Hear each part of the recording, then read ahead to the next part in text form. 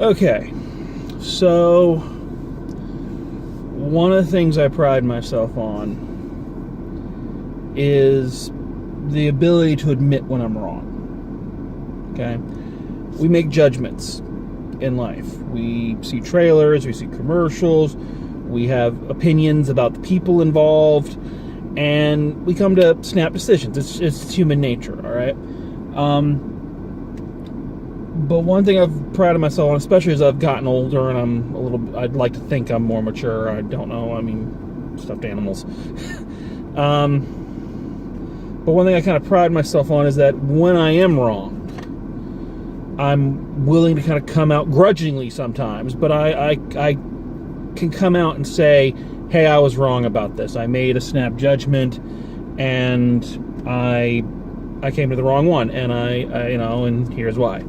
So that's something I'm kind of proud of myself on. I'm not proud of much, but that's one thing I am proud of. Fortunately, I don't have to do that this time because I didn't like this movie and I thought it was pretty bad. So, yeah.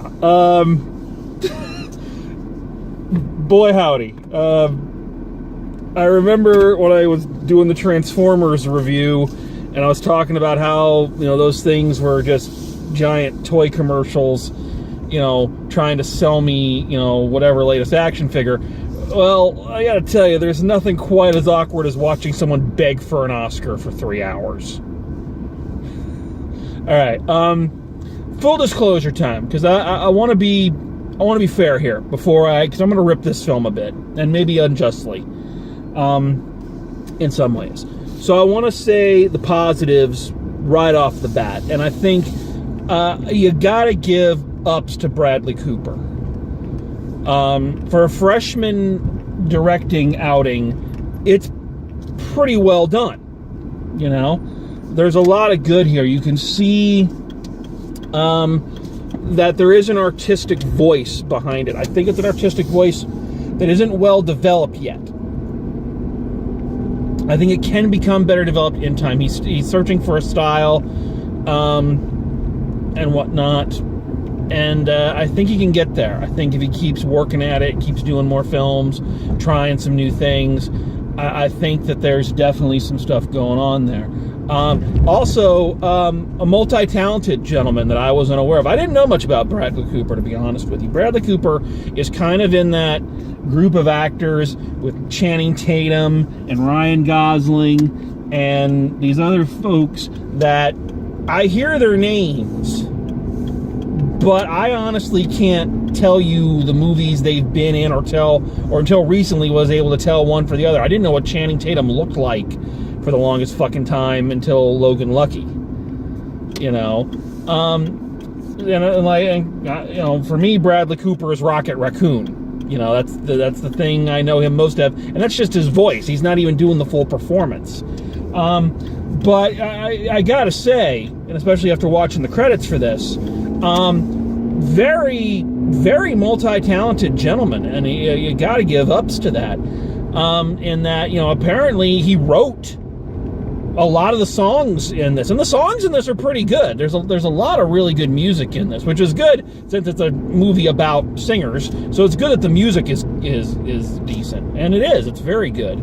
And he's about 50% responsible for that. He wrote and performed, his character's songs, it looks like. So, Mr. Cooper, well done, sir. Really showing your creative chops, and I think that deserves some praise, and it deserves to be said kind of right up front. Unfortunately for me,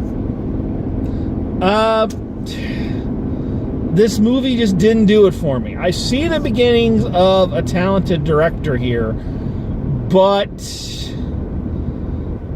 it just doesn't come together for me. And for a number of reasons, silly reasons in some cases. I'm going to get off on some really weird tangents here. First of all, the film feels like a self-parody of itself. Okay?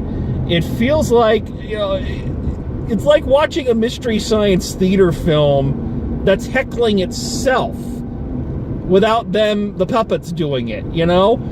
And the funny thing is, it doesn't know it's doing it. There's just a few things I just could not get over. First of all, one of the overarching themes or messages of this, you know, the artist has to find their voice. You got to find their voice and tell your story and do this and do that and tell blah blah blah blah blah blah blah blah blah blah blah blah blah. In a movie that is now the 4th fucking remake of something that was first done back in the silent era. So yes, find your voice by remaking something. And even if it wasn't a remake, I'm sorry, because this is just something that kind of gets me about these types of movies. Even if it wasn't a remake, we've seen this fucking movie before. In case you didn't know, I'm about to blow some fucking heads here, all right? And spoiler alert, in case you didn't know, the life of a rock star is really hard. And some of them become addicted to pills and booze, and they get so lost in that addiction darkness, they lose themselves. I never fucking knew that. I thought rock stars lived nothing but happy, angelic lives, skipping through candy-coated meadows with bubblegum forests and chocolate waterfalls and playing with unicorns who fart cheeseburgers. Thank you for the incredibly insightful message. Also, and this is one that really fucking was just irritating me. So, of course, you all can tell the story, you know, from the fucking trailer. So, Bradley Cooper, burning out rock star, meets Lady Gaga's character in a bar, and, you know, of course, she's a singer, but she's so nervous, and every time when she tried to be a singer, everyone told her she was too ugly, but Bradley Cooper just loves her wonderful voice, blah, blah, blah. She becomes a star bigger than him, starts to eclipse him. He can't handle it. Bills, you know, it's 12:30 at night, all right? Cut through some slack. Pills and booze, you know, stuff, all right? So about the midway point when Lady Gaga's character is getting big, of course she started out just singing, you know, from her heart and her soul, but then she gets a manager, and the manager wants her to dye her hair and dress all weird and have backup dancers, and she's like, that just doesn't feel like myself, that just doesn't feel like me. Yes, apparently nobody thought of the irony of the fact that you are having the character who is objecting to the glitz and glamour and the packaging that goes into creating a pop star being played by Lady fucking Gaga. I mean, seriously? I mean, nobody saw the irony of that or the hypocrisy of that? Fucking really? Which, on that subject, again, backing up a little bit, I have to give some praise as well. Lady Gaga does a pretty good job in this. I don't think she's a great actor, but she's definitely given it everything she's got here. You know, she's definitely, she clearly connected with the material, clearly understood Bradley Cooper's vision, and was so on board with it. And you can see that. And that's a good thing. That's praise for her, and just how much she got on board and just ran with it. All right? So big ups to her. Very good job. And, you know, I've never been a real fan of her music. But again, the music she does here is for the most part really good. So, you know, again, I don't think it should come as a surprise that she's a good singer, but, you know, so when I'm making the whole point there is just something that annoys me personally. It's not necessarily a flaw with the movie, but it felt like the movie was full of those things that were just like, seriously, Bradley Cooper's acting in this And this, I thought for a second there the movie was fucking psychic and was reading my mind. Because for the first like 20, 30 minutes of the movie, and all through it really, Bradley Cooper's acting, he's just doing a really bad Sam Elliott impression. And he's talking like Sam Elliott, really raspy, and with his Bradley Cooper always looking down at the floor, you know, and I'm just talking like Sam Elliott. And I'm just sitting there thinking, fuck, man, he's just doing a bad Sam Elliott impression. I mean, he does sound a lot like Sam Elliott. I gotta give him credit. You know, they ought to do a movie sometime where he plays a young Sam Elliott and Sam Elliott plays the old Sam Elliott, and then fucking Sam Elliott shows up. Fucking Sam Elliott is in this. And I'm just like, shit. So then I start going, so wait, is that his character just impersonating Sam Elliott so they sound like brothers? Because if so, that sucks. That's terrible. That's a terrible idea. Don't do that. You know? It also feels like the movie is constantly trying to defend itself against critics, people like me who are going to point things out. You know, like, it feels like, again, every time I was coming up with a problem, it felt like the movie was trying to address it. You know, they had the whole thing about the voice. They have a thing in there where the two of them are having a fight, and I forget which one says it. You stole my voice. You know, it's like, okay. Or when I was talking about the remakes a second ago, they had Sam Elliott give this speech at the end. You know, Jack always said that all music was 12 chords, and it's all about how the artist interprets those 12 chords. You know, that's all anyone can do, is just how they see it and how they interpret it. It's like, all right, so you're trying to justify the fact you're doing another fucking remake. All right, you know, whatever. So yeah, on that though, Sam Elliott was Sam Elliott. Sam Elliott was fucking awesome. Anytime Sam Elliott's in anything, he's fucking awesome. He's just one of those guys, you know, and he's got that voice and that presence that you're just like, man, Sam Elliott's just, you know, he's fucking awesome. So yeah, it's a long damn movie too. Boy, howdy, does it just drag. Does it just drag on? It's like, we don't need to see every goddamn song. All right, montage it for us a little bit. We don't need to watch the entire performance. Yes, we know Lady Gaga can sing. Okay, we don't need to watch the entire musical number. It's not a fucking musical. You know, at least not in that term. You know, it's like, just skip ahead a little bit.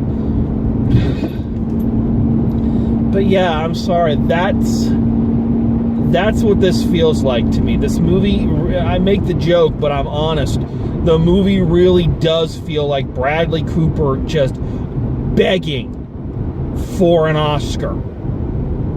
Like the whole thing, just, you know, look, see, I'm acting. See how much I'm acting, and my character is just so, you know, so tormented and so dealing with the demons and all. You know, look at my acting, and I directed it too. Look how I directed it. I know the Academy loves actors turned directors. Look how much I'm directing. See my directing? Oh, look, I wrote a bunch of the songs. See all these songs? One of them's got to be worth a best song, right? Come on, give me an Oscar, please.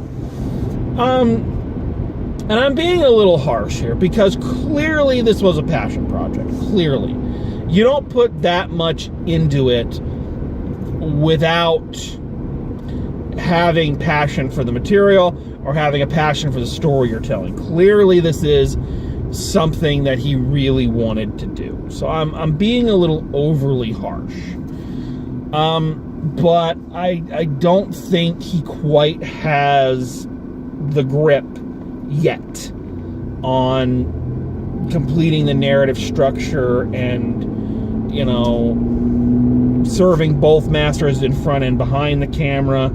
I think he could get there. Again, it's better than a lot of films in terms of directing and storytelling and just, you know, how much of himself he puts into it. But it just, for me, just misses the mark. There's too many things in there that are slow, poorly paced. Some of the dialogue in this is just awful, especially at the beginning of the movie. Exposition is just crammed in there. Characters say things just in the weirdest fucking way, in the weirdest fucking times, and it's like you're not sure what anybody's relationship. You weren't sure what Lady Gaga's relationship with her father was. Was she angry at him? Was was it a loving relationship? It's like there's stuff in there that hinders the final project, but you can see light at the end of the tunnel. You can kind of see that this is somebody who is going to be more than just an actor. I think he has a future as a director. I just think he needs to tighten up his game a bit. So I didn't hate this movie. I didn't hate it. I was bored by it. It bored me, just in terms of, again, 1, the length, 2, the inexperience with certain directorial and storytelling items, and 3, it's just a story we've fucking heard before. There's not a lot new here. Even if you're bringing your interpretation to it, as Sam Elliott is saying in the film, it's still an interpretation of a film we've seen, and it's a film and a story. Because I'm not just talking about the remake. I'm talking about every biopic, every show, every movie about a rock star, fucking every season of Behind the Music. These are stories we have heard before, and there's not a lot of new insight here from my perspective. So that's me. So final grade for this one, I'm gonna say a C+. I think that there's something there. There's something good there. But I think inexperience keeps it from really being, I think, that masterpiece that he kind of was clearly that he was hoping for. So yeah. Alrighty. So that's 4 movies in 4 days for me. And depending on what happens Sunday, I might have another one before I gotta head back to work. So thank you for joining me. Hope you all had a wonderful week and a nice fall break. And until next time, drive safe, and I will see you at the movies.